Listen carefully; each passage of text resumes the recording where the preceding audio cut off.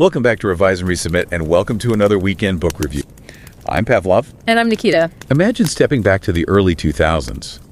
This is long before climate action was really a mainstream corporate buzzword. Yet even then, at Intel, the tech giant co-founder Gordon Moore had already woven environmental sustainability right into the company's, well, its DNA, as they put it. Right. It wasn't just about their own footprint. No, exactly. They envisioned this handprint using Intel's technology to help customers cut their carbon impact. Which was pretty radical for the time. Incredibly forward-thinking. Intel's former CEO, Pat Gelsinger, talked about this. It just perfectly illustrates how some companies start grappling with these huge climate challenges from the inside, shaping strategy years before big global agreements like Paris were even on the radar. And this example, it really sets the stage for our conversation today. We're exploring a truly groundbreaking book that digs into the why and the how of corporate climate action. Our discussion is essentially a summary of a meticulously crafted work.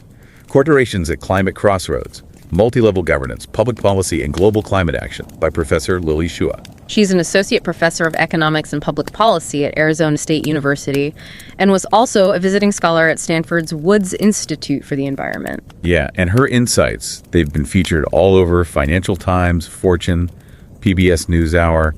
She's also a 2020-21 American Fellow of the American Association of University Women. It's a really important piece of work. It really is. Her book offers such a critical understanding for anyone navigating this complex world of climate policy, whether you're maybe just starting your own research journey or perhaps you're a practitioner out in industry trying to make sense of all these corporate climate strategies. It provides such a clear framework. It does. So we aim to distill some core insights here today, but honestly, whether or not you subscribe to our channel, we genuinely urge you to find the time to read the original book. It's thoughtfully crafted, really worth it. Absolutely. You'll find the link in the show notes. So where the book starts, Professor Shua frames climate change not just as an environmental issue, but as this colossal collective action problem. That immediately clicked for me. Yeah. It's like, okay, everyone wants clean air, but nobody really wants to shoulder the whole cost alone, right? Precisely. These emissions, they cross borders. It's just too easy to, free ride on others' efforts. Exactly. And a really crucial observation right at the start is that, yes, a few global firms do act on their own, driven by internal values, like that Intel example. Right. But the majority, they really only act proactively when there's real regulatory pressure. Usually it's from their home country or maybe a major export market. So it's less about being a visionary leader for most companies. For most, yes. It's more about how their existing ways of doing business, their corporate practices, interact with regulations they see coming down the line. And to understand this, Professor Shua introduces her multi-level governance framework on climate change, the MGFCC. MGFCC. Yeah, it's a bit of an acronym, but the idea is to move beyond simple either explanations. It gives us a much more integrated view. It shows how what firm does, its actions, are kind of nested within country-level rules and these bigger global institutions. With layers of influence. Exactly, layers. Right. And that Intel handprint idea you mentioned, it's a perfect illustration of a firm starting to navigate these crossroads, showing that proactive strategy can happen even without immediate external pressure. Okay, so we have these external pressures, global governance setting the stage. But what about the internal gears? What really drives action within a company? The book challenges some basic assumptions here, right? It does. A core idea is bounded rationality. Basically, the people making decisions in companies, they aren't perfectly rational robots. They're working with incomplete information. There's uncertainty about the future. It acknowledges the real world messiness. Okay. And within that context, managerial agency becomes absolutely vital. Professor Shua calls these people policy supporters or champions inside the firm. Like a chief sustainability officer, maybe. Exactly. Or other senior execs. They build internal support, they attract employees who care about climate, and they try to align everyone's beliefs to push for action even when things are uncertain. So these internal champions are key. But how do they interact with the outside world, specifically with regulations? You mentioned this corporate X regulation interaction. Yes, and this is where it gets really practical. When the regulatory pressure is high, say, new rules are clearly coming, these internal managers act like regulation brokers. Regulation brokers, how so? They speed up voluntary climate efforts. It's partly to signal goodwill, show they're proactive. Yep. It's also to avoid potential legal trouble later and just prove they can actually manage their environmental impact. Makes sense. But what if the pressure is weak? That's the flip side. If the regulatory threat feels weak or distant, that's when you see a much higher likelihood of greenwashing. Right. Talking the talk without walking the walk. Essentially, yes. Painting a nice green picture without making the tough, substantive changes. So it really hinges on that perceived risk. How do global institutions like the UN Global Compact fit in that corporate global governance piece? They're not just places for, networking lunches. Firms actually see them as sort of harbingers, indicators of future domestic regulation. Okay. So joining the UNGC might signal you're anticipating future rules. Exactly. It creates this subtle but powerful kind of anticipatory pressure. It pushes companies to engage and learn. Even if maybe they're selective about how they engage, it's about being prepared. And then there's this synergy, the regulation global governance interaction. Yes, this is when things really get moving. When you have strong domestic rules combined with that global governance engagement, it's powerful. Oh, so? Well, think about it. If a company already has to meet stringent rules at home, it actually lowers the marginal cost for them to adopt even more ambitious climate actions. They've already got the systems, the mindset, the capabilities partly in place. So the baseline is higher, making the next step less daunting. Precisely. It makes those more costly, further-reaching actions easier to justify and implement. Okay, that framework makes a lot of sense. But let's zoom in further, inside the company. Professor Xue takes us there next, right? Using the Carbon Disclosure Project, the CDP, as a case study.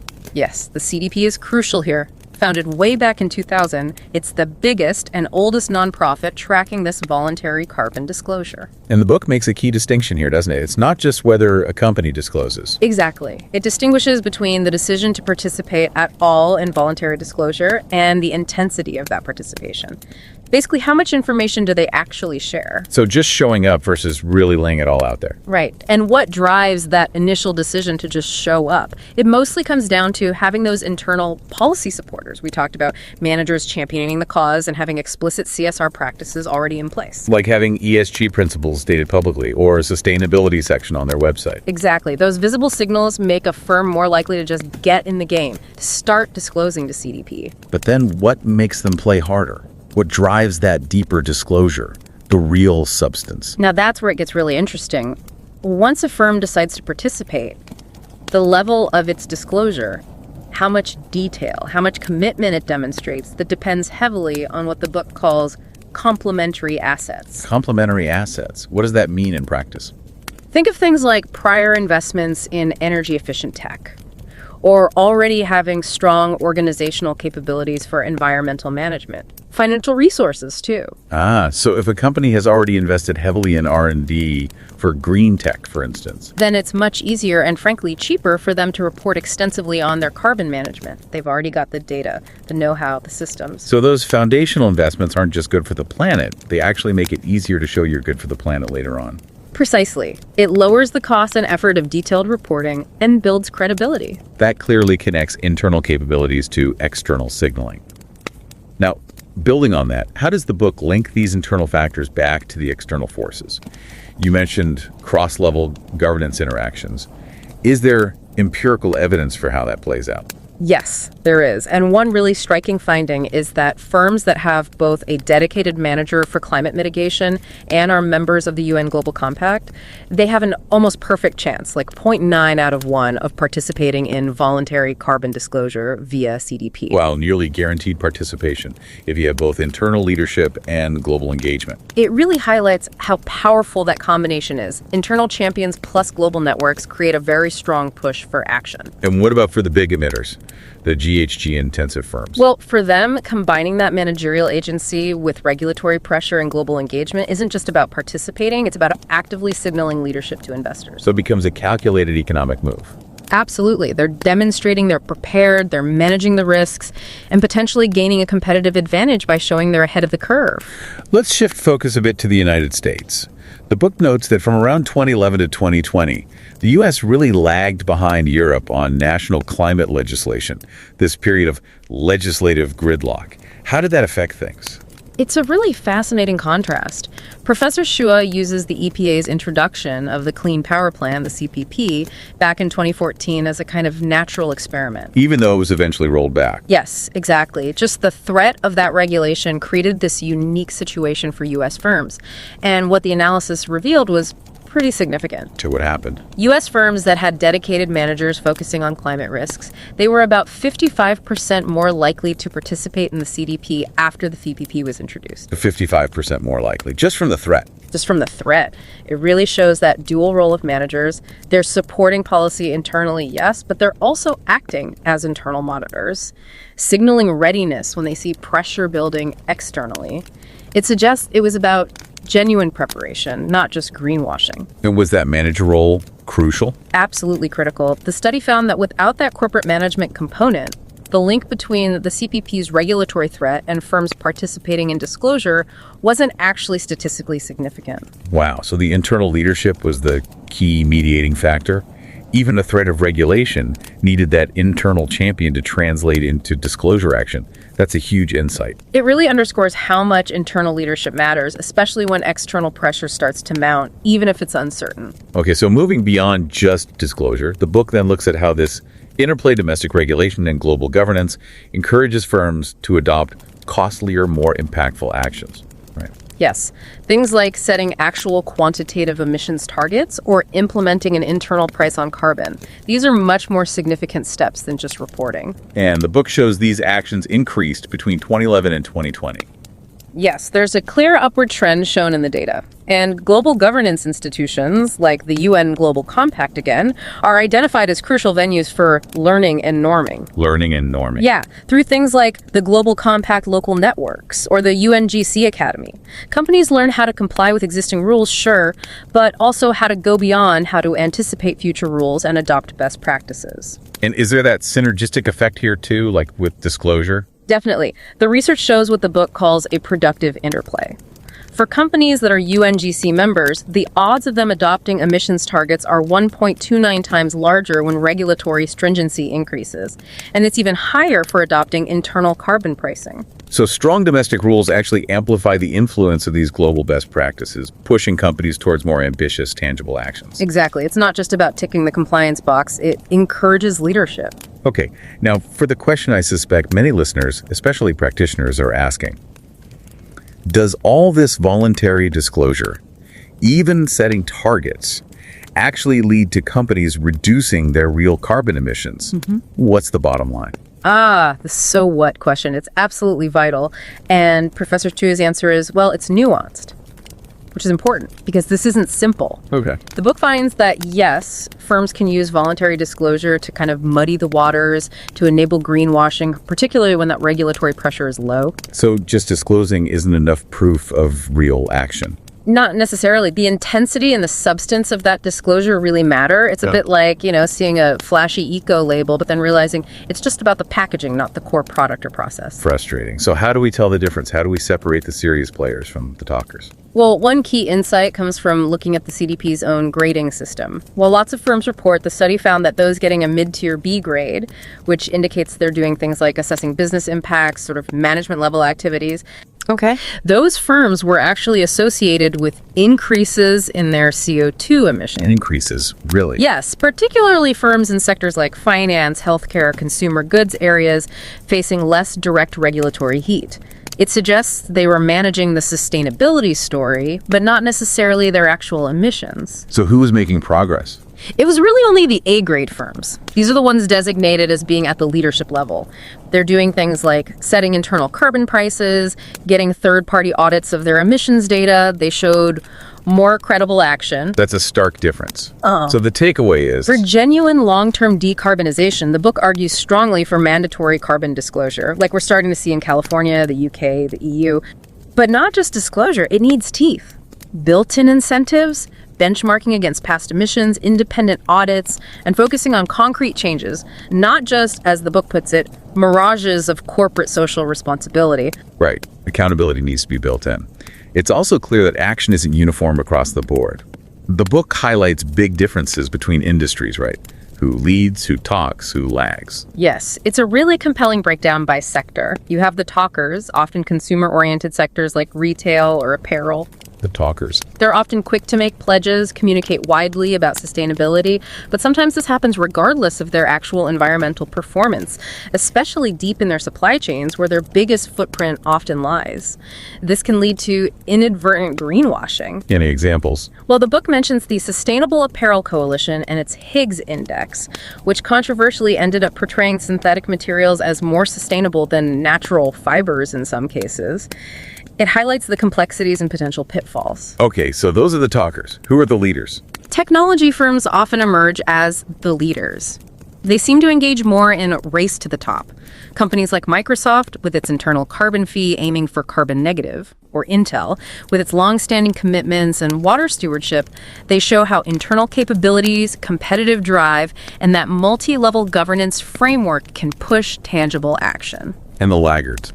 Generally, the GHG-intensive sectors, think energy, industrials, materials, utilities, they're typically less likely to self-regulate without those strong external drivers from the MGFCC framework. But it's not monolithic, right? No, definitely not. And this is crucial. A subset of these heavy emitters do become leaders, the ones with strong internal managers facing stringent regulation and engaged globally. They absolutely step up. Think of some members of the Oil and Gas Climate Initiative, for instance. It just reinforces that the framework applies across the board, even in the toughest sectors. Finally, the book looked at the global picture, comparing developed and developing nations. It seems European and UK firms are really leading the charge. Is that mainly the Brussels effect? Absolutely. The Brussels effect is a major factor. The EU's stringent legal frameworks and standards basically set a high bar that others often have to meet to play in that huge market. So it creates a ripple effect globally. It does. These EU and UK firms tend to be well-resourced, they often have those internal champions, and they face robust climate policies at home. CDP is even referenced by the European Commission as a key platform for compliance reporting. And that contrasts sharply with the U.S. Yes, as we touched on. The U.S. SEC, for example, faced significant political headwinds trying to implement similar mandatory disclosure rules. It's just a different domestic context. So what about firms in the global south, in developing countries?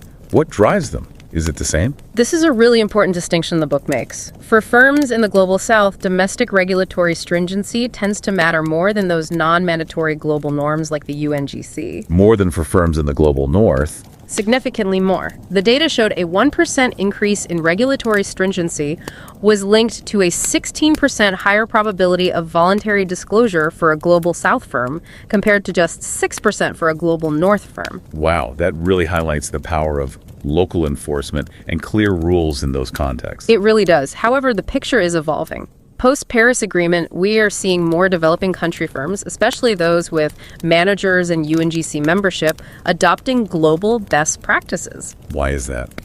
Often it's to signal that they adhere to international market norms. Think of China's Shane or Jinko Solar joining the UN Global Compact. It's about positioning themselves for global business, showing they meet international expectations. This has been such a fascinating look into the mechanics of corporate climate action. As Professor Xu's book concludes so clearly, neither markets nor governments alone can solve this. It really has to be an all-hands-on-deck approach. Absolutely. Corporations, regulators, global institutions all working together. And importantly, complemented by strong civil society advocacy pushing for accountability. Because the risk is real, isn't it? This idea of greenhoused organizations. Very real. Companies that build impressive sustainability departments and reports, but ultimately deflect substantive action on their actual impact. The book powerfully argues we need a shift. We need to reward tangible environmental performance, not just these mirages of corporate social responsibility. So it means robust monitoring, real enforcement, actual penalties for not following through. For practitioners listening, it means focusing on verifiable outcomes, not just glossy reports. Precisely. Measurable impact. So looking ahead, what's something provocative to leave our listeners thinking about?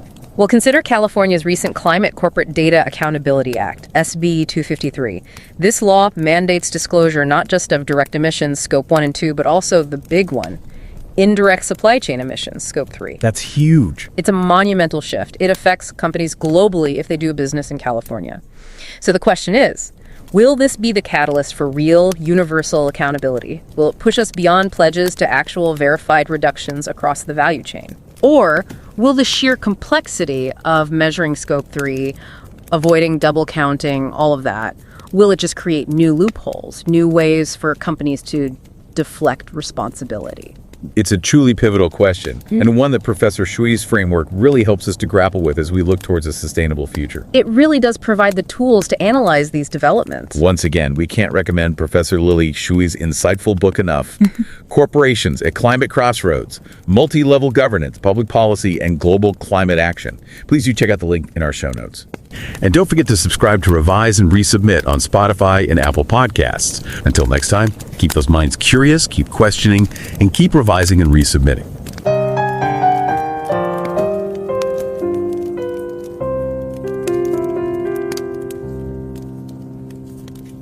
Revise and রিসাবমিটে স্বাগত। আপনারা শুনছেন আমাদের weekend বুক review পর্ব। আমি নিকিতা। আর আমি Pavlov. আচ্ছা, একবার ইন্টেল কর্পোরেশনের কথা ভাবা যাক। ওদের প্রাক্তন সিইও প্যাট গেলসিঙ্গার একবার শেয়ার হোল্ডারদের বলছিলেন যে কর্পোরেট দায়িত্ব আর এই স্থায়িত্ব মানে সাস্টেনেবিলিটি এটা নাকি ইন্টেলের ডিএনএতেই আছে। আর কারণটা বেশ মজার। ওদের সহ-প্রতিষ্ঠাতা গর্ডন মুর তিনি নাকি এমন একটা সময়ে পরিবেশ নিয়ে কোম্পানির কমিটমেন্ট তৈরি করেছিলেন যখন বেশিরভাগ কোম্পানি এসব নিয়ে মাথাই ঘামাতো না।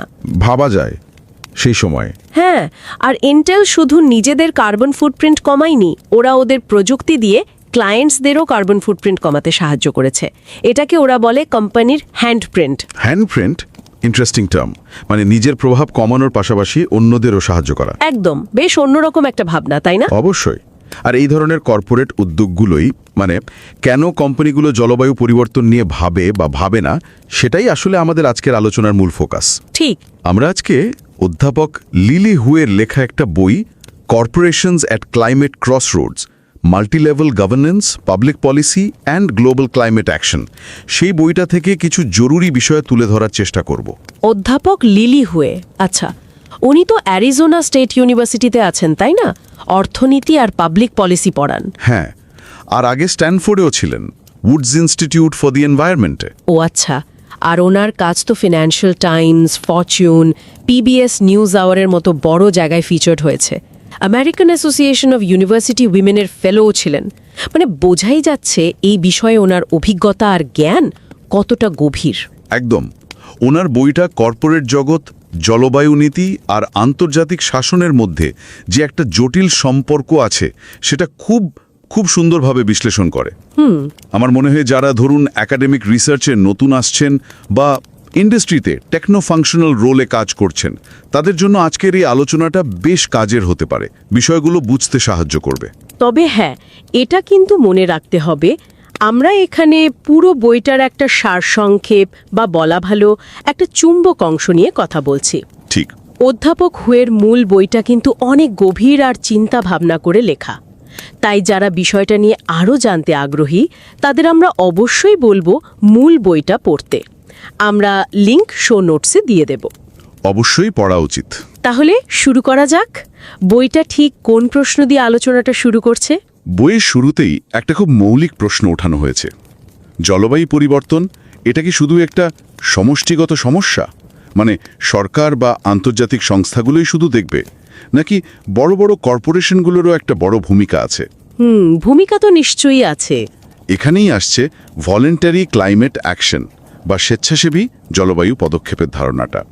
মানে কোম্পানিগুলো নিজেরা উদ্যোগী হয়ে পরিবেশের জন্য ভালো কিছু করছে, যদিও হয়তো আইনত তারা বাধ্য নয়। কিন্তু প্রশ্ন হলো, কোম্পানিগুলো কি আসলেই এতটা শতপ্রণোদিত হয়ে করছে, নাকি এর পেছনে অন্য কোনো গল্প আছে? এটাই বইয়ের একটা খুব গুরুত্বপূর্ণ যুক্তি। অধ্যাপক হুয়ে বলছেন, দেখুন, বেশিরভাগ ক্ষেত্রেই কোম্পানিগুলো একেবারে নিজে থেকে বা শুধু ভালো মানুষই থেকে পরিবেশ বান্ধব পদক্ষেপ নেয় না। তাহলে কেন নেয়? এর পেছনে আসলে কাজ করে বিভিন্ন ধরনের চাপ। সেটা হতে পারে দেশের ভেতরের নিয়মকানুন বা সরকারি নীতির চাপ, মানে ডোমেস্টিক রেগুলেটরি প্রেশার। আচ্ছা। আবার হতে পারে আন্তর্জাতিক স্তরের বিভিন্ন নিয়ম বা প্রতিষ্ঠানের চাপ, মানে ইন্টারন্যাশনাল রেগুলেটরি প্রেশার। এই দুই ধরনের চাপই কিন্তু কোম্পানিগুলোকে পরিবেশ নিয়ে ভাবতে বাধ্য করে বা বলতে পারেন ঠেলে দেয়। তার মানে ব্যাপারটা শুধু কোম্পানির ইচ্ছার উপর নির্ভর করে না, বিভিন্ন দিক থেকে চাপ আসছে। এখানে কি ওই মাল্টি লেভেল গভর্নেন্স ফ্রেমওয়ার্ক মানে বহুস্তরীয় শাসনের কাঠামোর ধারণাটা আসছে? ঠিক ধরেছেন, একদম। বইয়ের দ্বিতীয় অধ্যায়ে এই multilevel governance framework on climate change বা সংক্ষেপে MGFCC নিয়ে বিস্তারিত আলোচনা আছে। এটাই কিন্তু বইটার মূল থিওরিটিক্যাল ফ্রেমওয়ার্ক। MGFCC?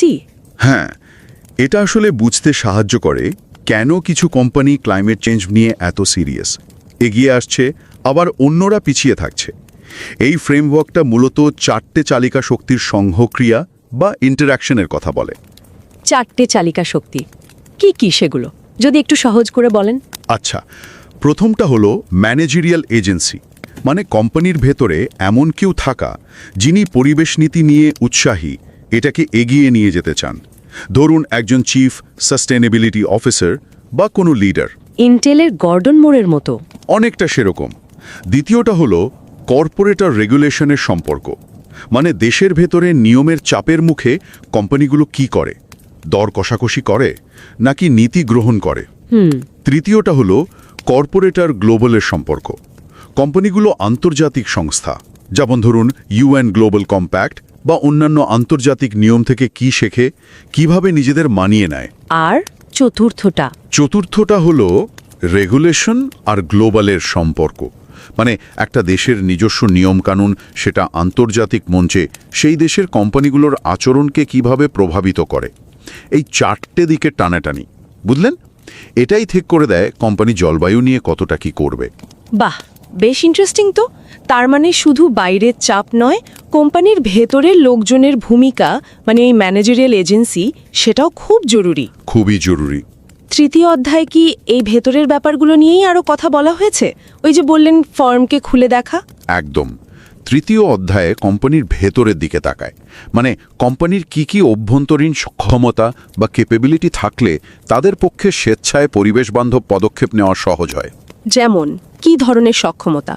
যেমন ধরুন পরিবেশের জন্য একটা ডেডিকেটেড টিম বা ম্যানেজার থাকা, পরিবেশ সংক্রান্ত গবেষণা বা R&Dতে ইনভেস্ট করা, পরিপূরক সম্পদ বা কমপ্লিমেন্টারি অ্যাসেটস থাকা। পরিপূরক সম্পদ মানে ধরুন পরিবেশ বান্ধব কোনো প্রযুক্তি ব্যবহারের জন্য প্রয়োজনীয় অন্য রিসোর্স বা পরিকাঠামো, আর অবশ্যই একটা স্পষ্ট কর্পোরেট সোশ্যাল রেসপন্সিবিলিটি বা CSR নীতি থাকা। আচ্ছা, এগুলো থাকলে কি হয়, কোম্পানির পক্ষে পরিবেশ বান্ধব কাজ করার খরচটা কমে আসে আর তারা আরও বেশি করে যুক্ত হতে চায়।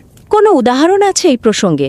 বইতে কি কিছু বলা হয়েছে? হ্যাঁ, এই অধ্যায়ে CDP মানে কার্বন ডিসক্লোজার প্রজেক্ট, এটাকে একটা কেস স্টাডি হিসাবে ব্যবহার করা হয়েছে। CDP তো এখন বিশ্বের সবচেয়ে বড় প্ল্যাটফর্ম, যেখানে কোম্পানিগুলো স্বেচ্ছায় তাদের কার্বন নিঃসরণের তথ্য জানায়। হ্যাঁ, জানি। তো গবেষণায় দেখা গেছে যখন কোম্পানির ভেতরে ডেডিকেটেড ম্যানেজার থাকে তখন কোম্পানি CDPতে অংশ নিতে বেশি আগ্রহী হয়। কিন্তু তারা কতটা ডিটেলসে তথ্য দেবে, ডিসক্লোজারের লেভেলটা কেমন হবে, সেটা আবার নির্ভর করে ওই পরিপূরক সম্পদ বা অন্যান্য রিসোর্সের ওপর। তার মানে ইচ্ছা থাকলেও উপায় বা সক্ষমতা না থাকলে খুব বেশি এগোতে পারে না। ঠিক তাই, ইচ্ছা আর সক্ষমতা দুটোই লাগে। বোঝা গেল। তাহলে বইয়ের পরের অংশে নিশ্চয়ই এই তত্ত্বগুলোর বাস্তব প্রমাণ খোঁজা হয়েছে, ডেটা দিয়ে ভেরিফাই করা। একদম। বইয়ের দ্বিতীয় অংশ মানে চতুর্থ, পঞ্চম আর ষষ্ঠ অধ্যায়, এই 3টে অধ্যায় জুড়ে এই MGFC ফ্রেমওয়ার্কটাকেই বাস্তব ডেটা আর কেস স্টাডির মাধ্যমে পরীক্ষা করা হয়েছে। কি পাওয়া গেছে সেখানে? যেমন ধরুন চতুর্থ অধ্যায়ে বিশ্বের প্রথম সারির 500টা কোম্পানির মানে গ্লোবাল 500-এর ডেটা বিশ্লেষণ করে দেখানো হয়েছে যে যখন কোনো কোম্পানিতে ডেডিকেটেড ম্যানেজার থাকে এবং একই সাথে তারা শক্তিশালী রেগুলেটরি চাপের মুখে থাকে। দুটোই একসাথে? হ্যাঁ, দুটোই যখন একসাথে থাকে তখন তারা CDPর মতো ভলেন্টারি পদক্ষেপে বেশি অংশ নেয় এবং বেশি তথ্যও দেয়। আবার ম্যানেজার থাকা এবং UN গ্লোবাল কম্প্যাক্টের মতো আন্তর্জাতিক প্ল্যাটফর্মের সদস্য হওয়া, এই দুটো একসাথে ঘটলেও পার্টিসিপেশন বাড়ে। তার মানে ওই 3টে স্তর, ভেতরের ম্যানেজমেন্ট, দেশের নিয়ম আর আন্তর্জাতিক নিয়ম, এদের ইন্টারঅ্যাকশনটাই আসল, তাই তো? একদম, এটাই মূল কথা। আমেরিকায় তো ফেডারেল লেভেলে ক্লাইমেট আইন করাটা খুব কঠিন। তো ওবামা অ্যাডমিনিস্ট্রেশনের সময় যে ক্লিন পাওয়ার প্ল্যান বা CPPA প্রস্তাব করা হয়েছিল, যদিও পরে সেটা বাতিল হয়, সেটা একটা বিরাট রেগুলেটরি সিগন্যাল ছিল। অধ্যাপক হয়ে এটাকে একটা ন্যাচারাল এক্সপেরিমেন্ট হিসেবে ব্যবহার করেছেন। মানে এই সিপিপি আসার সম্ভাবনার ফলে কোম্পানিগুলোর আচরণে কি পরিবর্তন এলো সেটা দেখা। কি পরিবর্তন দেখা গেল? দেখা গেল যখন এই সিপিপির মতো একটা বড় ফেডারেল নিয়মের চাপ তৈরি হলো, তখন অনেক আমেরিকান কোম্পানি, বিশেষ করে যাদের ভেতরে ডেডিকেটেড ম্যানেজার ছিল, তারা সিডিপিতে তাদের পার্টিসিপেশন আর তথ্যের গভীরতা দুটোই বাড়িয়ে দিয়েছিল। মানে একটা আগাম প্রস্তুতির মতো, ঝুঁকি কমানোর চেষ্টা। অনেকটা তাই। পরিবর্তিত পরিস্থিতির জন্য তৈরি হওয়া, বা হয়তো সরকারকে দেখানো যে আমরা তৈরি আছি। ইন্টারেস্টিং। আর ষষ্ঠ অধ্যায়ে কি দেশীয় আর আন্তর্জাতিক শাসনের একসাথে প্রভাবটা দেখা হয়েছে? ঠিক, ষষ্ঠ অধ্যায়ে এই দুটো দিকের কম্বাইন্ড এফেক্ট দেখা হয়েছে। এখানে দেখা যাচ্ছে যেসব দেশের ভেতরের পরিবেশ আইন কানুন বেশ কড়া, সেখানকার কোম্পানিগুলো যখন ইউএন গ্লোবাল কম্প্যাক্টের মতো আন্তর্জাতিক প্ল্যাটফর্মে যোগ দেয়, তখন কি হয়? তখন তারা আরও অ্যাডভান্সড, আরও বলতে পারেন খরচ সাপেক্ষ ক্লাইমেট অ্যাকশন নিতে বেশি আগ্রহী হয়। যেমন সায়েন্স বেসড টার্গেট সেট করা বা ইন্টারনাল কার্বন প্রাইসিং করা। ইন্টারনাল কার্বন প্রাইসিং মানে কোম্পানির ভেতরেই কার্বনের একটা দাম ঠিক করা? হ্যাঁ, যাতে বিভিন্ন প্রজেক্ট বা ডিসিশন নেওয়ার সময় কার্বন নিঃসরণের খরচটা হিসাবে ধরা হয়। আর এক্ষেত্রে ইউএন গ্লোবাল কম্প্যাক্টের যে লার্নিং প্ল্যাটফর্মগুলো আছে, মানে ওদের লোকাল নেটওয়ার্ক, একাডেমি, সেগুলো কোম্পানিগুলোকে শিখতে সাহায্য করে। তার মানে দেশীয় আর আন্তর্জাতিক নিয়ম এখানে একে অপরকে সাহায্য করছে, তাই তো? পরিপূরক। একদম, একে অপরের পরিপূরক হিসাবে কাজ করছে। আচ্ছা, এতক্ষণ তো আমরা আলোচনা করলাম কোম্পানিগুলো কেন জলবায়ু নিয়ে ভাবে, কি কি বিষয় তাদের প্রভাবিত করে, কিন্তু বইয়ের তৃতীয় অংশটা মনে হচ্ছে ফলাফলের দিকে নজর দিয়েছে। সপ্তম অধ্যায়ে একটা খুব জরুরি প্রশ্ন আছে, কোম্পানিগুলো যে এত রিপোর্ট করে, ডিসক্লোজ করে, তাতে কি আসলেই কার্বন নিঃসরণ কমে? এটাই তো $1 মিলিয়ন কোয়েশ্চেন, তাই না? আর সপ্তম অধ্যায়ের বিশ্লেষণ কিন্তু একটা বেশ জটিল ছবি তুলে ধরে। জটিল মানে কমে না? সব সময় না। দেখুন, দেখা যাচ্ছে যেসব কোম্পানি বেশি গ্রিনহাউস গ্যাস নিঃসরণ করে, মানে জিএচই ইন্টেন্সিভ সেক্টর, আর যারা রেগুলেটরি চাপের মধ্যে আছে, তারা সিডিপিতে ডিসক্লোজ করার মাধ্যমে তাদের নিঃসরণ কিছুটা হলেও কমিয়েছে। এটা অবশ্যই ভালো খবর। হ্যাঁ, তা তো বটে। কিন্তু অন্যদিকে কিছু কনজিউমার ওরিয়েন্টেড সেক্টরের কোম্পানি আছে যারা হয়তো সিডিপিতে ভালো গ্রেডও পেয়েছে, ধরুন বি গ্রেড। মানে তারা তো ভালো করছে বলে মনে হচ্ছে। হ্যাঁ, মনে হচ্ছে, কিন্তু দেখা গেছে তারা ডিসক্লোজার বাড়ালেও তাদের কার্বন নিঃসরণ বাস্তবে বেড়েছে। বলেন কি? ডিসক্লোজার বাড়ছে, গ্রেড ভালো, অথচ নিঃসরণ বাড়ছে। এটা তো বেশ গোলমেলে ব্যাপার। ঠিক তাই। এটাই তথাকথিত গ্রিন ওয়াশিংয়ের দিকে আঙুল তোলে। মানে কোম্পানিগুলো হয়তো মুখে বলছে অনেক কিছু, সুন্দর রিপোর্ট দিচ্ছে, কিন্তু কাজের কাজ কিছু হচ্ছে না বা যথেষ্ট হচ্ছে না। লোক দেখানো আর কি। অধ্যাপক হয়ে তাই খুব জোর দিয়ে বলছেন, শুধু ডিসক্লোজারের ওপর ভিত্তি করে মূল্যায়ন করলে চলবে না। আসল দেখতে হবে পারফরমেন্স, মানে নিঃসরণ আসলেই কমছে কিনা, সেটাই আসল কথা। ঠিক, কথার চেয়ে কাজ জরুরি।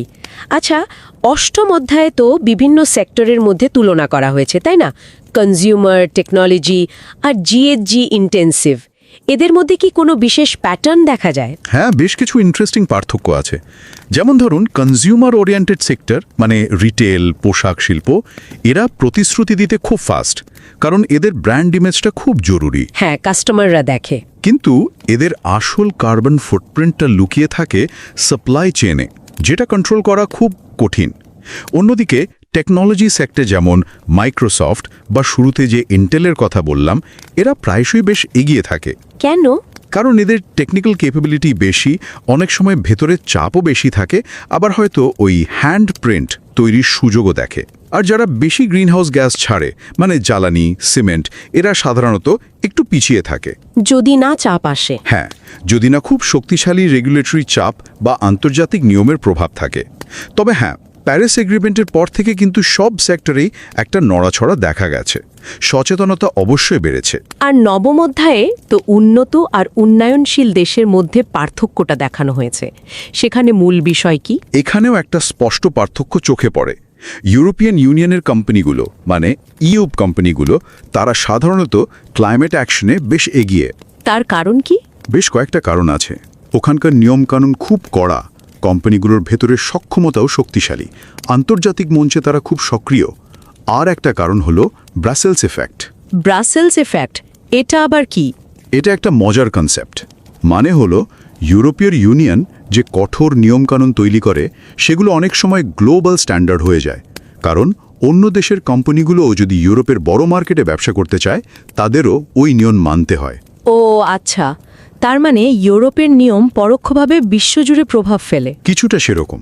অন্যদিকে উন্নয়নশীল দেশগুলোর কোম্পানিগুলোর ক্ষেত্রে দেখা যায় তারা শুরুতে গ্লোবাল নর্মস বা আন্তর্জাতিক রীতিনীতির চেয়ে নিজেদের দেশের ভেতরের রেগুলেটরি চাপের প্রতি বেশি সেন্সিটিভ।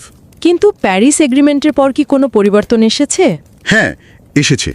প্যারিস এগ্রিমেন্টের পর আন্তর্জাতিক বাজারের সাথে তাল মেলানোর জন্য বা হয়তো বিদেশি বিনিয়োগ টানার জন্য তারাও এখন গ্লোবাল নর্মসগুলো অ্যাডাপ্ট করতে শুরু করেছে। আর উন্নয়নশীল দেশগুলোতে কোম্পানির ভেতরের লিডার বা ম্যানেজারদের ভূমিকাটা এক্ষেত্রে আরও বেশি গুরুত্বপূর্ণ হয়ে ওঠে। তাহলে সব মিলিয়ে পুরো বইটা থেকে আমরা মূল কি বার্তা পাচ্ছি? 10ম অধ্যায়ে তো একটা অল হ্যান্ডস অন ডেক বা সকলের সম্মিলিত প্রচেষ্টার কথা বলা হয়েছে, তাই না? হ্যাঁ, শেষ অধ্যায়টা পুরো আলোচনাটাকে একটা সুতোয় বাঁধার চেষ্টা করেছে। মূল উপসংহার যদি বলি সেটা হলো বেশিরভাগ বড় কোম্পানি কিন্তু নিজে থেকে বা শুধু ভালো সাজার জন্য ক্লাইমেট অ্যাকশন নেয় না, বরং বিভিন্ন স্তরে চাপের কারণেই নেয়। সেই 3টে স্তর, ভেতরের ম্যানেজমেন্ট, দেশের আইন আর আন্তর্জাতিক নিয়ম। একদম, এই 3-এর সম্মিলিত প্রভাবটাই আসল। উন্নত দেশগুলোতে এই 3টে স্তরের মধ্যে একটা পরিপূরক বা সাপোর্টিভ সম্পর্ক প্রায়ই দেখা যায়, কিন্তু উন্নয়নশীল দেশগুলোতে হয়তো শুরুতে দেশের ভেতরের নিয়মকানুনের প্রভাবটাই বেশি থাকে। কিন্তু এই চাপ বা স্বেচ্ছাসেবী পদক্ষেপ, এটাই কি যথেষ্ট, বিশেষ করে যখন আমরা গ্রিন ওয়াশিংয়ের মতো ঘটনা দেখছি? না, একদমই যথেষ্ট নয়। আর প্রফেসর হুয়েও খুব পরিষ্কার করে এটাই বলছেন, কোম্পানিগুলো যে প্রতিশ্রুতি দেয় আর তারা আসলে যা করে, বিশেষ করে কার্বন নিঃসরণ কমানোর ক্ষেত্রে, তার মধ্যে প্রায়শই একটা বড় গ্যাপ থেকে যায়। তাই শুধু ডিসক্লোজার যথেষ্ট নয়, আসল দরকার হলো নিঃসরণ কমানোর বাস্তব প্রমাণ। আরও বেশি স্বচ্ছতা দরকার, বিশেষ করে কোম্পানিগুলো পর্দার আড়ালে রাজনৈতিক লবিং করে ক্লাইমেট পলিসি আটকানোর চেষ্টা করছে কিনা, মানে ওই কর্পোরেট পলিটিক্যাল রেসপন্সিবিলিটির বিষয়টা। হ্যাঁ, সেটাও তো একটা বড় ফ্যাক্টর। অবশ্যই। আর দরকার শক্তিশালী মনিটরিং আর অ্যাকাউন্টেবিলিটির ব্যবস্থা, মানে জবাবদিহিতা নিশ্চিত করতে হবে। আর এই জবাবদিহিতা নিশ্চিত করতে কিন্তু শুধু সরকার নয়, প্রাতিষ্ঠানিক বিনিয়োগকারী মানে ইনস্টিটিউশনাল ইনভেস্টর, সিভিল সোসাইটি, এমনকি ইউনিভার্সিটিগুলোরও, বইতে স্ট্যানফোর্ডের একটা উদাহরণ আছে, একটা বড় ভূমিকা আছে। তার মানে শুধু কোম্পানির দিকে তাকিয়ে থাকলে হবে না, চারপাশ থেকে চাপ আর নজরদারি দুটোই দরকার। ঠিক। সম্প্রতি কিছু জায়গায়, যেমন ক্যালিফোর্নিয়া বা ইইউতে ম্যান্ডেটরি ডিসক্লোজার নিয়ম চালু হয়েছে বা হচ্ছে, এগুলো অবশ্যই ভালো পদক্ষেপ। কিন্তু চ্যালেঞ্জও তো আছে। চ্যালেঞ্জ তো আছেই, বিশেষ করে স্কোপ 3 নিঃসরণ, মানে কোম্পানির পুরো ভ্যালু চেইন জুড়ে যে নিঃসরণ হয় সেটা ট্র্যাক করা আর কমানোটা বেশ জটিল। তাই সত্যিই একটা সকলের সম্মিলিত প্রচেষ্টা বা all hands on deck approach দরকার। আজকের এই আলোচনা থেকে একটা জিনিস খুব পরিষ্কার হলো যে কর্পোরেট ক্লাইমেট অ্যাকশনের বিষয়টা যতটা সরল মনে হয় ততটা নয়। এর ভেতরে অনেক স্তর, অনেক জটিলতা। অধ্যাপক লিলি হোয়ের বইটি এই জটিল বিষয়টাকে বুঝতে অসাধারণ সাহায্য করে। সত্যিই তাই। ওনার বিশ্লেষণটা আমাদের অনেক গভীরে নিয়ে যায়, অনেক কিছু ভাবতে শেখায়। তবে আলোচনা শেষে একটা মৌলিক প্রশ্ন কিন্তু থেকেই যাচ্ছে, যা হয়তো আমাদের সবাইকে ভাবাবে। কি প্রশ্ন? প্রশ্নটা হলো, কোম্পানিগুলো এখন যা করছে বা করার কথা বলছে, সেটা কি আমাদের এই ভয়ঙ্কর জলবায়ু সংকট মোকাবেলার জন্য আসলেই যথেষ্ট, নাকি আমাদের পুরো অ্যাপ্রোচটাই বদলাতে হবে? স্বেচ্ছাসেবী পদক্ষেপের উপর ভরসা কমিয়ে বাধ্যতামূলক ফলাফল আর কঠোর রাজনৈতিক জবাবদিহিতার দিকে আরও জোর দেওয়া উচিত? এটা সত্যি একটা বড় প্রশ্ন। কর্পোরেট সদিচ্ছা বনাম আসল পরিবর্তন, এই ভারসাম্যটা কোথায় হবে সেটাই হয়তো আগামী দিনের সবচেয়ে বড় চ্যালেঞ্জ। আমরা আবারও শ্রোতাদের উৎসাহিত করব অধ্যাপক হুয়ের মূল বইটি পড়ার জন্য। লিঙ্ক শো নোটসে দেওয়া আছে। আজকের মতো এখানেই শেষ করছি।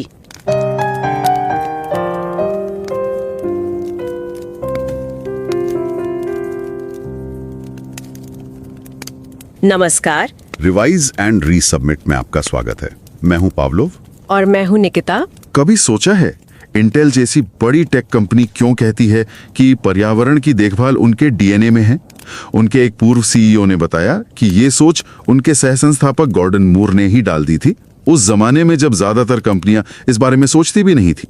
इंटेल ने सिर्फ अपने कार्बन उत्सर्जन कम करने पर ही ध्यान नहीं दिया, बल्कि एक हैंडप्रिंट सोच भी अपनाई, यानी अपनी टेक्नोलॉजी से दूसरों को उनके उत्सर्जन कम करने में मदद करना। ये दिलचस्प है ना? क्योंकि सवाल उठता है, आखिर क्यों कुछ कंपनियां इतनी आगे बढ़कर काम करती हैं जबकि बाकी पीछे रहती हैं।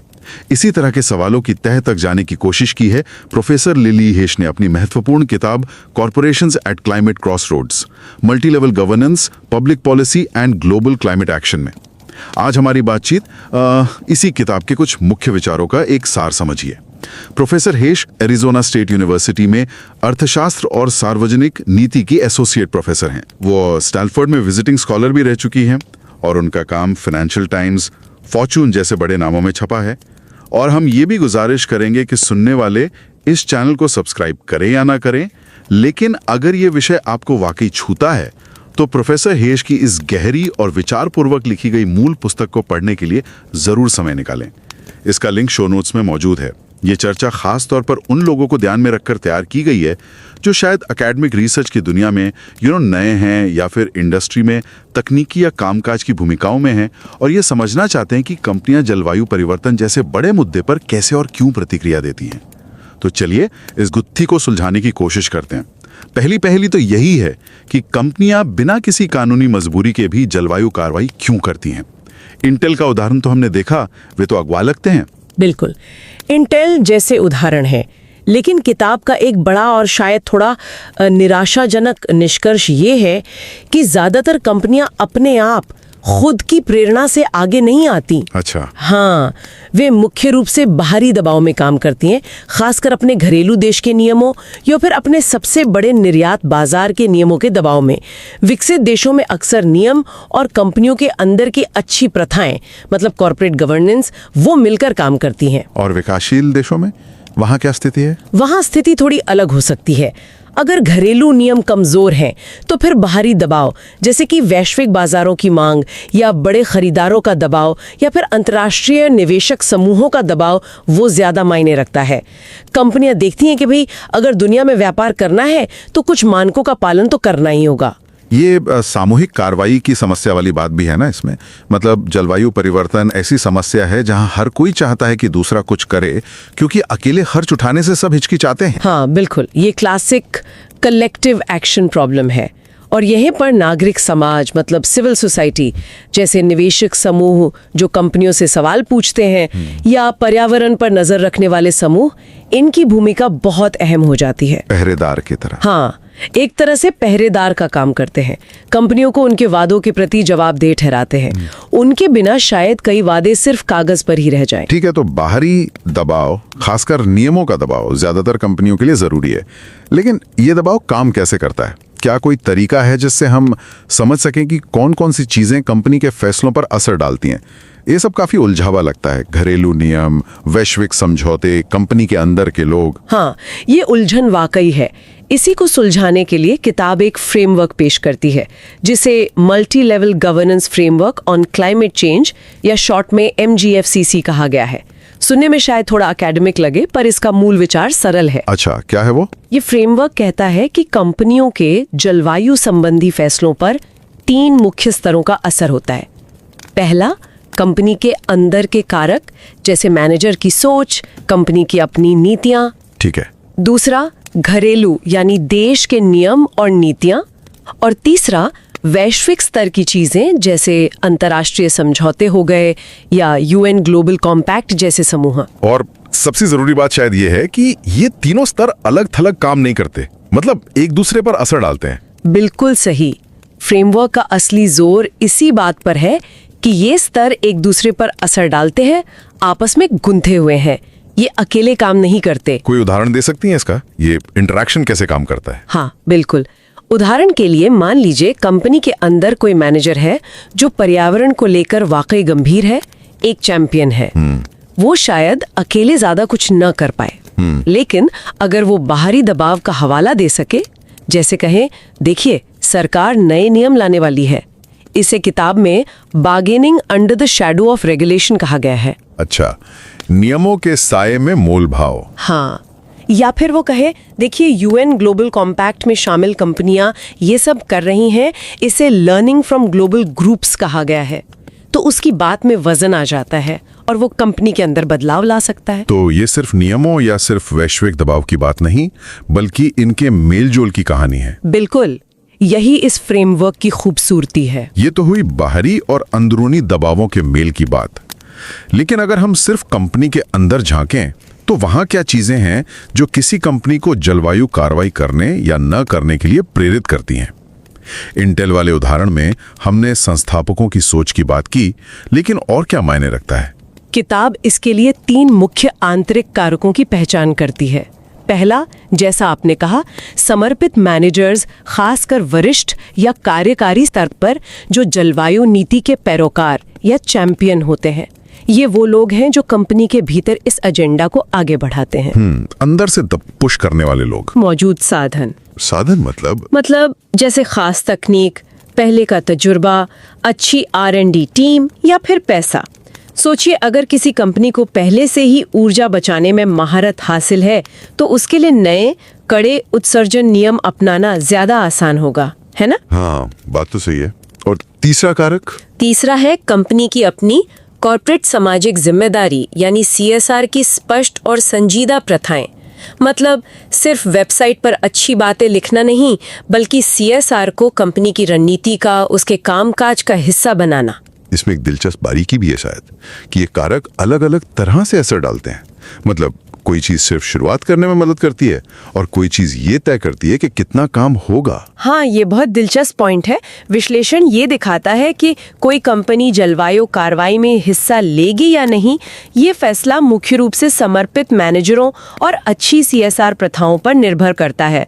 अगर ये मौजूद है तो कंपनी शायद पहला कदम उठा लेगी। ठीक है, लेकिन कंपनी कितनी कार्रवाई करेगी, यानी उसके प्रयास कितने गहरे और असरदार होंगे, जिसे इंटेंसिटी ऑफ एफर्ट कहा गया है, ये ज्यादातर पूरक संपत्तियों पर निर्भर करता है।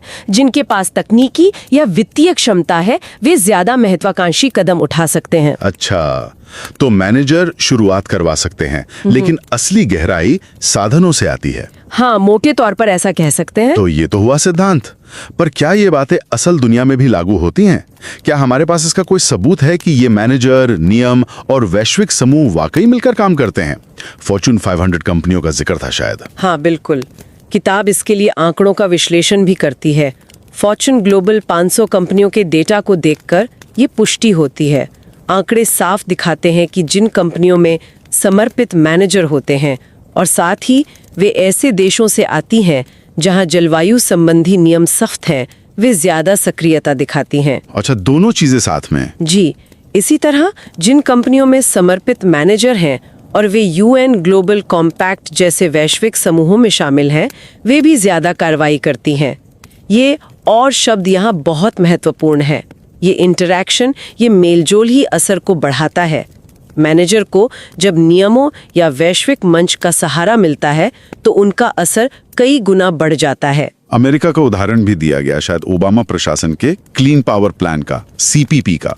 उसे प्राकृतिक प्रयोग कहा गया है ना? हाँ। ये क्या था? हाँ, प्राकृतिक प्रयोग का मतलब है जब कोई बाहरी घटना जैसे सरकार की नीति में अचानक बदलाव हमें कारण और प्रभाव समझने का एक अच्छा मौका देती है, जैसे लैब में प्रयोग करते हैं। CPP के मामले में जब ये प्लान घोषित हुआ तो एक तरह से अमेरिकी कंपनियों पर नियामक दबाव अचानक बढ़ गया। तो क्या हुआ फिर? नतीजा वही निकला जो थ्योरी कहती है या जो MGFC फ्रेमवर्क बताता है। जिन अमेरिकी कंपनियों में पहले से जलवायु के लिए समर्पित मैनेजर मौजूद थे, उन्होंने CBP के घोषणा के बाद अपनी जलवायु संबंधी जानकारी देने में, जिसे CDP डिस्क्लोजर कहते हैं, ये कंपनियों द्वारा अपनी जलवायु संबंधी जानकारी सार्वजनिक करने की एक प्रक्रिया है। उसमें भागीदारी भी बढ़ाई और ज्यादा विस्तृत जानकारी भी दी। मतलब ये ज्यादा सक्रिय हो गए। और जिन कंपनियों में ऐसे मैनेजर नहीं थे, उनमें कोई खास बदलाव नहीं दिखा। ये फिर से मैनेजर की अंदरूनी भूमिका को उजागर करता है, खासकर तब जब बाहरी माहौल जैसे नियम बदलते हैं।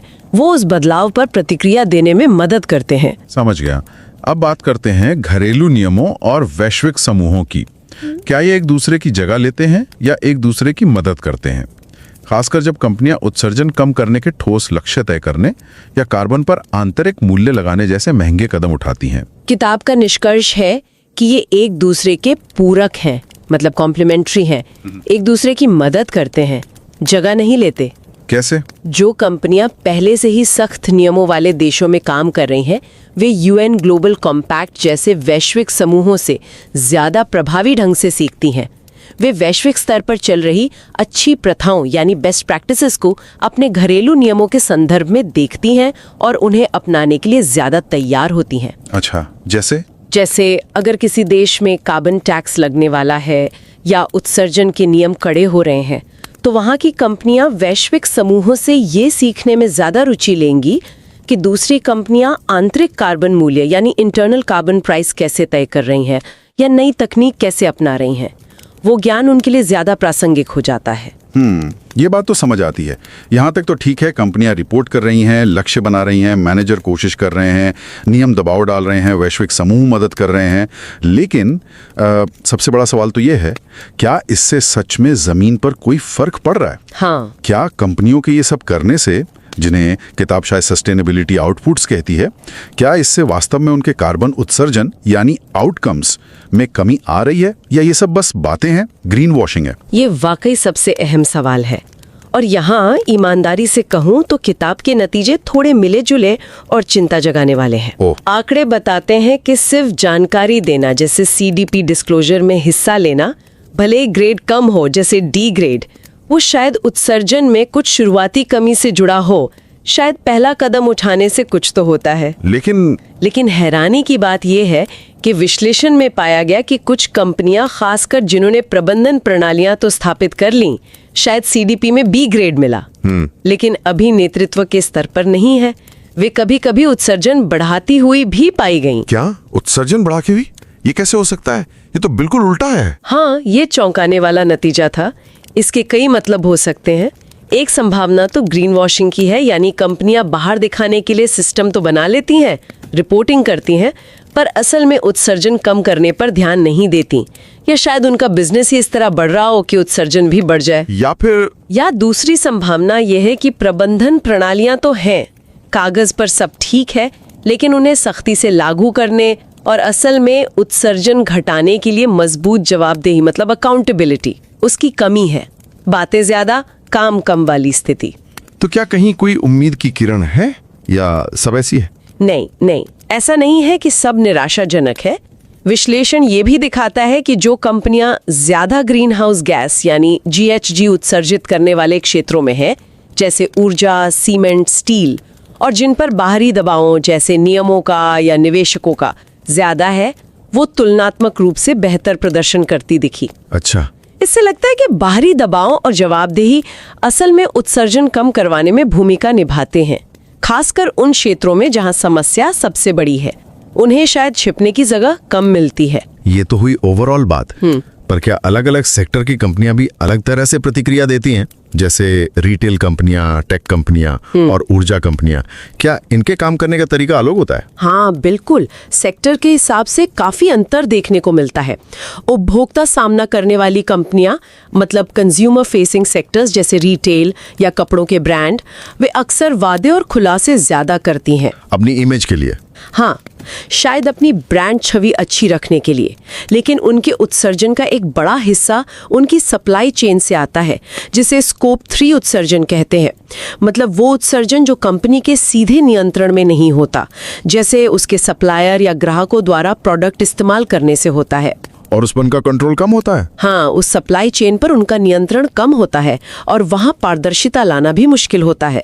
तो बातें करना आसान है, पर असल में सप्लाई चेन का उत्सर्जन कम करना बहुत चुनौतीपूर्ण। और टेक कंपनियां जैसे इंटेल या माइक्रोसॉफ्ट, जिनका जिक्र शुरू में हुआ, टेक कंपनियां अक्सर नेतृत्व करती भी दिखती हैं। जैसा हमने कहा, उनके पास आंतरिक क्षमताएं होती हैं, तकनीकी विशेषज्ञता, पैसा, साधन, वो पूरक संपत्तियां।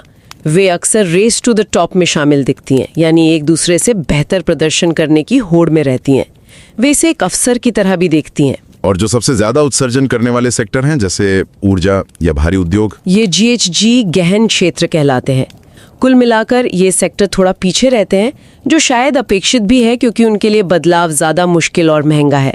लेकिन यहाँ भी जैसा मैंने पहले कहा बड़ा अंतर है। अंतर मतलब इस सेक्टर की भी वो कंपनियां जो मजबूत प्रबंधन रखती हैं, सख्त नियमों वाले देशों जैसे नॉर्वे से आती हैं और वैश्विक समूहों जैसे UNGC से जुड़ी होती हैं, जैसे नॉर्वे की इक्विनोर का उदाहरण दिया गया है किताब में, वे अपने बाकी साथियों की तुलना में काफी बेहतर प्रदर्शन करती हैं। तो फिर से वही बात आ गई, अंदर की क्षमता, घरेलू नियम और वैश्विक जुड़ाव। जी हाँ, ये फिर से उसी मल्टी लेवल गवर्नेंस फ्रेमवर्क की पुष्टि करता है। ये तीनों चीजें मिलकर ही असर डालती हैं, खासकर मुश्किल सेक्टरों में।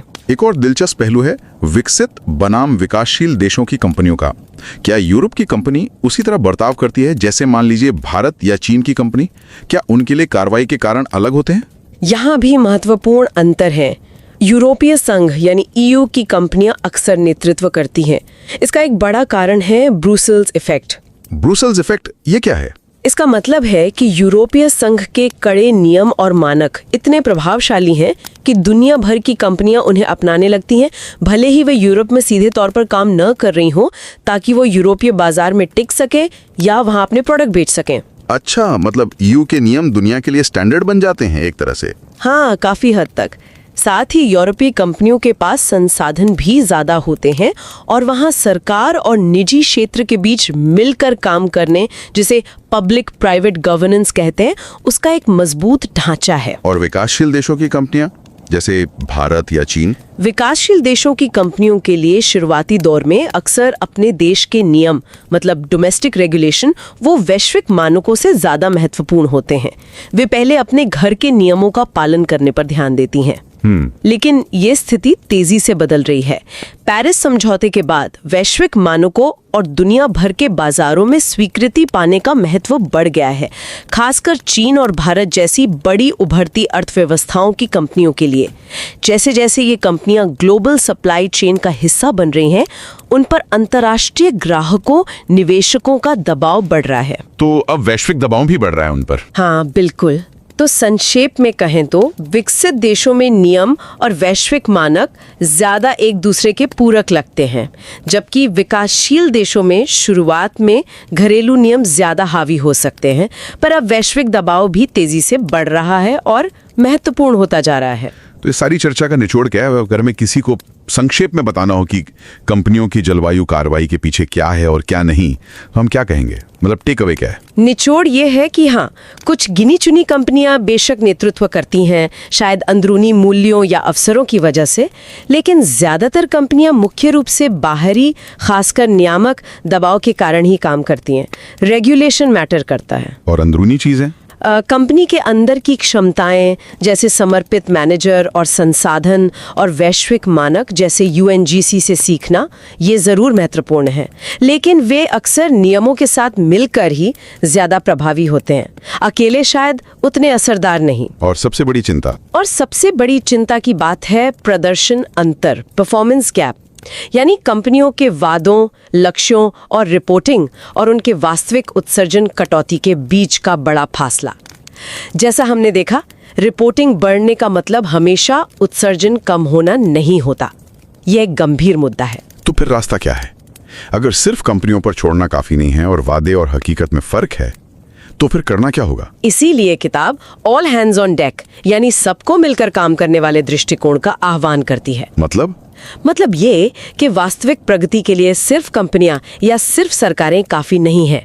सरकारों, निवेशकों, नागरिक समाज जैसे पर्यावरण समूह, हम जैसे रिसर्चर्स, विश्वविद्यालयों, सबको मिलकर कंपनियों को उनके वादों और कार्यों के प्रति जवाबदेह बनाना होगा, दबाव बनाना होगा। और पारदर्शिता? हाँ, किताब एक और जरूरी बात पर जोर देती है, कंपनियों की लॉबिंग गतिविधियों में पारदर्शिता। ये जानना बहुत जरूरी है कि कंपनियां सार्वजनिक रूप से जलवायु कार्रवाई की बात करते हुए कहीं पर्दे के पीछे जलवायु नीतियों को कमजोर करने की कोशिश तो नहीं कर रही। ये दोगलापन रोकना होगा। ये पूरा विश्लेषण हमें एक बड़े सवाल पर सोचने को मजबूर करता है। जैसे जैसे जलवायु परिवर्तन का असर बढ़ रहा है और हमें बहुत तेजी से कदम उठाने की जरूरत महसूस हो रही है, क्या हम वाकई कंपनियों पर सिर्फ स्वैच्छिक, मतलब उनकी मर्जी से की जाने वाली कार्रवाई के लिए निर्भर रह सकते हैं? मुश्किल सवाल है। या फिर उत्सर्जन में वो बड़ी गहरी कटौती लाने के लिए जिसकी हमें जरूरत है, क्या अनिवार्य नियम और मजबूत जवाबदेही तंत्र मतलब अकाउंटेबिलिटी मैकेनिज्म्स ही एकमात्र प्रभावी रास्ता बचता है? और शायद व्यक्तिगत स्तर पर भी सोचने की बात है, चाहे कोई शोधकर्ता हो, इंडस्ट्री में काम करने वाला पेशेवर हो या सिर्फ एक जागरूक नागरिक हो। इस बड़ी और जटिल पहेली में हम सब कॉर्पोरेट जवाबदेही को बढ़ावा देने के लिए अपनी क्या भूमिका निभा सकते हैं? हाँ बिल्कुल। क्या हमारे निवेश करने के तरीके, हमारी खरीदारी के फैसले या हमारी आवाज उठाने से कोई फर्क पड़ सकता है? ये कुछ सवाल हैं जिन पर हम सबको शायद विचार करना चाहिए। याद रखें, ये प्रोफेसर लिली हेस की किताब कॉर्पोरेशंस एट क्लाइमेट क्रॉसरोड्स में उठाए गए कुछ विचारों की एक झलक मात्र थी। इसकी गहराई और बारीकियों को समझने के लिए हम पुरजोर सिफारिश करते हैं कि आप मूल पुस्तक जरूर पढ़ें। लिंक आपको शो नोट्स में मिल जाएगा।